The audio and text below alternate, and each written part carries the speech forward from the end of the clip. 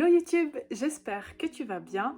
On se retrouve aujourd'hui pour mon book haul du mois d'août. J'ai déjà 1, 2, 3, 4, 5, 6, 7, 8, 9, 10 livres à vous présenter. Voilà, c'est parti!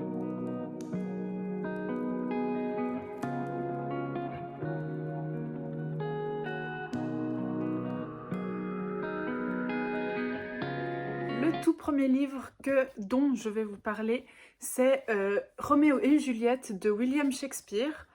C'est un livre, c'est un classique évidemment du théâtre. Cette pièce de théâtre, je pense que vous la connaissez, c'est Roméo et Juliette, l'histoire d'un amour impossible entre deux personnes. C'est une tragédie, si je dis pas de bêtises.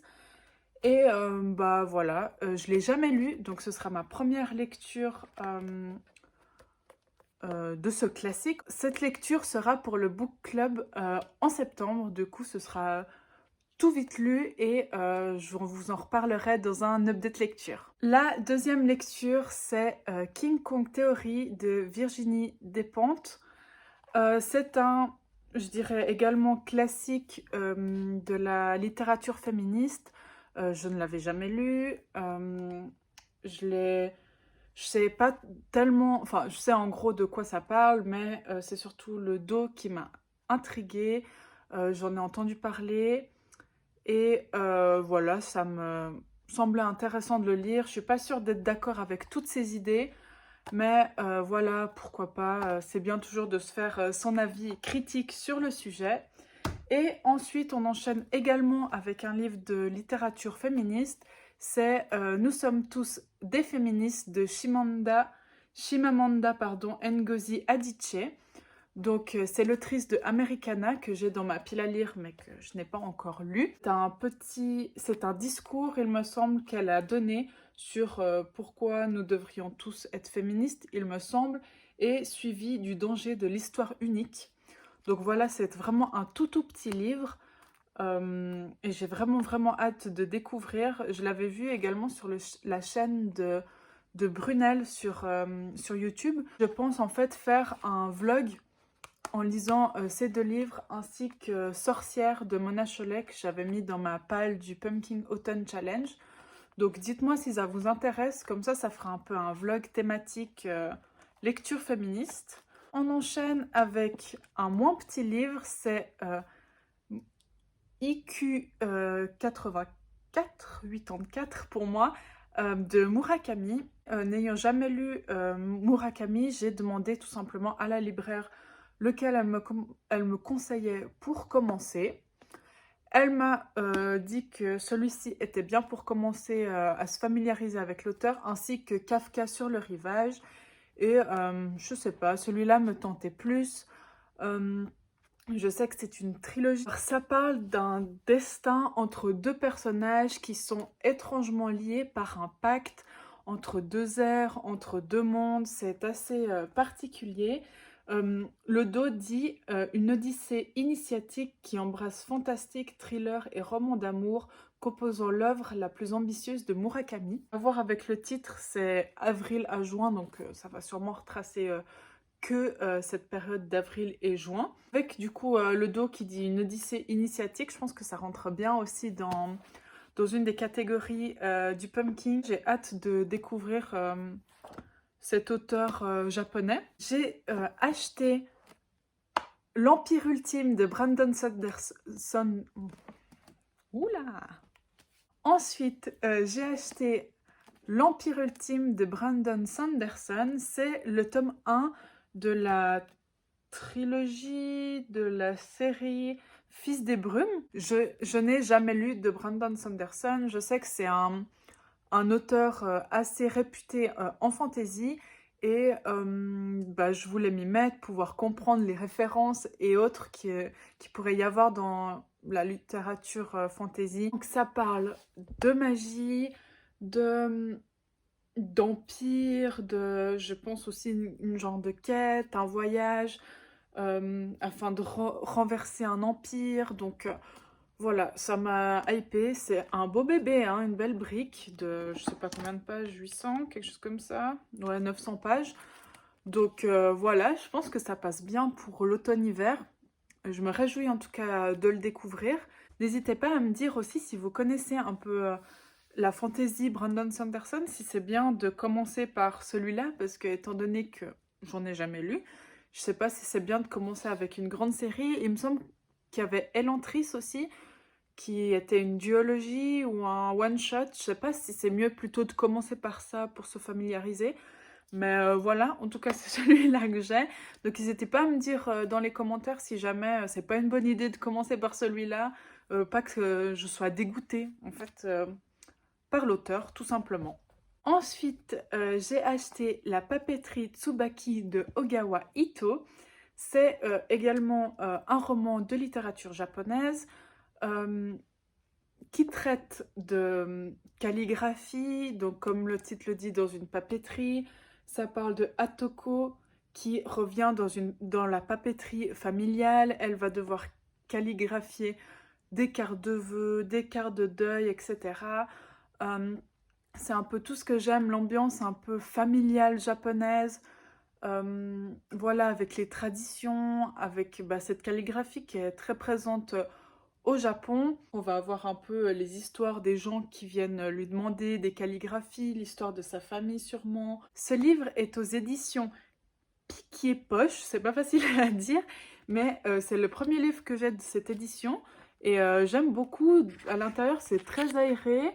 Très, ouais, il y a des grandes marges et hautes, j'aime bien ce format. Et que j'avais vu, il me semble sur la chaîne de Flowfly, qu'il avait parlé, je suis pas plus sûre que c'était de celui-là, mais un autre roman de Ogawa Ito également, que j'avais vu en librairie, mais celui-ci me tentait plus et j'adore cette couverture, vraiment elle est trop belle. Ensuite, j'ai acheté La fabrique des pervers de Sophie Chavot. Je vais enlever ce bandeau moche. C'est en fait un témoignage qui parle du sujet qui est plus ou moins tabou, pardon, de l'inceste. Donc le dos dit unique par l'ampleur de ce qu'il dévoile, ce témoignage sur l'inceste dresse le portrait glaçant d'une lignée de bourreaux. J'ai pas besoin d'en savoir plus. Je pense que c'est pas un récit facile à lire. Je pense pas lire ça tout de suite parce que voilà, je pense que c'est pas un sujet. C'est pas un sujet facile, c'est pas je pense. C'est pas un sujet facile. Il faut être dans un état d'esprit assez particulier pour pouvoir lire ce roman. J'espère quand même le lire bientôt parce que si je l'ai acheté, c'est que il m'a attiré, il m'a titillé. C'est un sujet important dont il faut parler, comme tous les sujets, il n'y a pas de tabou. Là, je vous en reparlerai dans un update lecture dès que je l'aurai lu. Et puis également pour ce genre de livres à thématique assez particulière, pourquoi pas faire des vlogs. Comme ça, il y a les opinions sur le moment, sur l'instant. Et voilà, pourquoi pas, on verra quand j'aurai envie de le lire. Ensuite, j'ai acheté L'île des oubliés de Victoria Hislop. Voilà, déjà juste cette couverture, elle est magnifique, j'adore ces bleus-là. Ce roman parle d'Alexis, une jeune diplômée en archéologie qui décide de renouer un peu avec son passé. Sa mère a coupé court à son passé. Alexis se demande quel mystère il y a sur cette île et elle est vraiment déterminée à découvrir. Je pense qu'elle va aller sur place, voir qu'est-ce qui s'y passe en fait, tout simplement. J'ai pas envie d'en savoir plus, ça a l'air d'être assez mystérieux, assez... J'ai vu qu'il y avait, au milieu du roman, il y a comme des photos, en fait, de l'île, sans doute, comme ça. Donc voilà, j'ai trouvé ça très sympa de nous mettre un peu des photos de cette île, du coup, qui existe vraiment. J'ai hâte de découvrir ce roman.